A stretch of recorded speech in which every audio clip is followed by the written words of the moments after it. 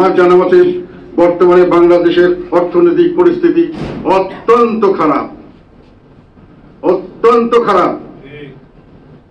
বেশিরভাগ অনেক মিল কারখানা বন্ধ হয়ে যাচ্ছে, প্রচুর মানুষ প্রতিদিন বেকার হচ্ছেন। তার সঙ্গে যুক্ত হচ্ছে নতুন নতুন কর্মক্ষেত্রে, নতুন নতুন যুবকরা কর্মক্ষেত্রে আসছেন, বেকারের সংখ্যা প্রতিদিন বাড়ছে। জিনিসপত্রের দাম বাড়ছে এবং যারাও চাকরি করছেন তারা সামনের দিকে বউ ছেলে পেলে নিয়ে থাকতে পারবেন কিনা, তাদের সেই নিরাপত্তা, ভবিষ্যতের নিরাপত্তা আছে কিনা সেটা নিয়ে তারা শঙ্কিত।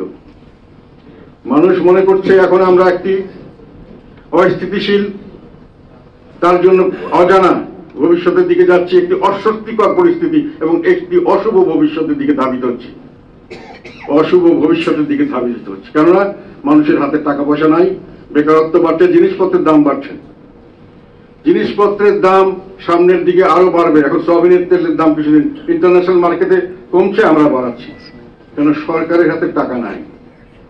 যে রেভিনিউ কালেকশন হওয়ার কথা তারা কালেকশন করতে পারছেন না। সরকার চালানোর জন্য যে টাকা প্রয়োজন সেটা তাদের কাছে নাই। দেশের মানুষের হাতে টাকা নাই, বেকার সমস্যা বাড়ছে, আর সরকারের ইম্পোর্ট করার জন্য যে বিদেশি অর্থ দরকার সেটাও কিন্তু কমে যাচ্ছে।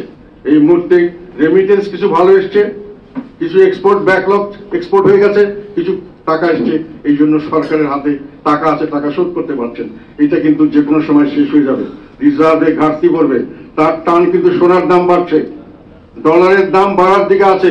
আজকে কার্ড মার্কেটে 125 টাকার কাছাকাছি, এটা যে কোনো সময় 150 হয়ে যেতে পারে, আমাকে একজন ইকোনমিস্ট বলছে।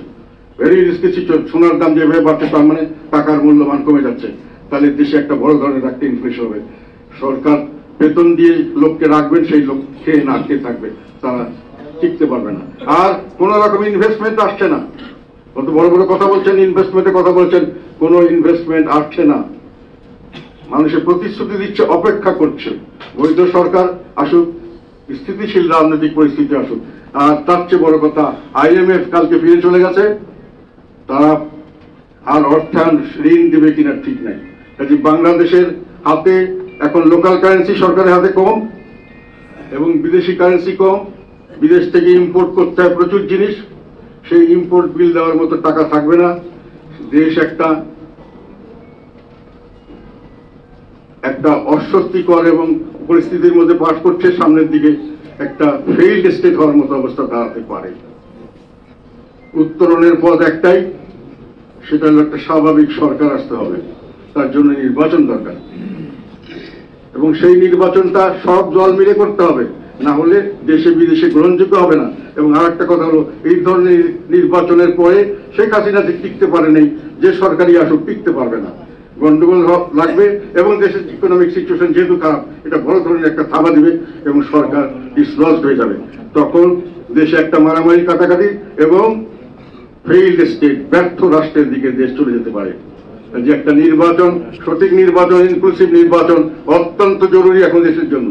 তো প্রশ্ন হলো, এই সরকার কি সেই নির্বাচন দিতে পারবেন? তাদের কি সক্ষমতা আছে? তাদের কি সেই ইচ্ছা আছে?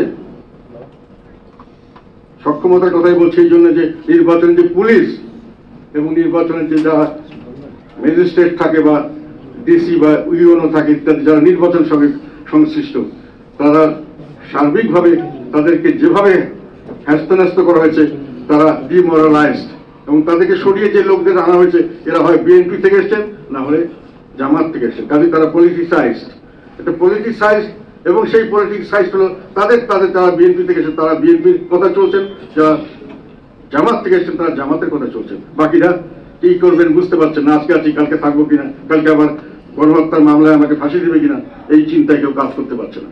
এই অবস্থায় আপনি কিভাবে নির্বাচন সঠিক করবেন? তারপরে একটা নিজস্ব দল দাঁড়া করিয়ে সেই দলকে সব রকম পৃষ্ঠপোষকতা দিয়ে,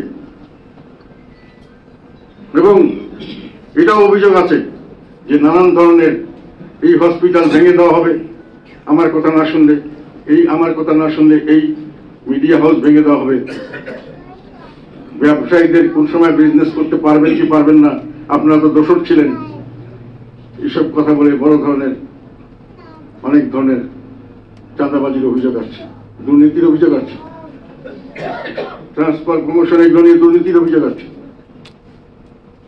কাজে সব মিলিয়ে এই পরিস্থিতি দাঁড়িয়ে গেছে।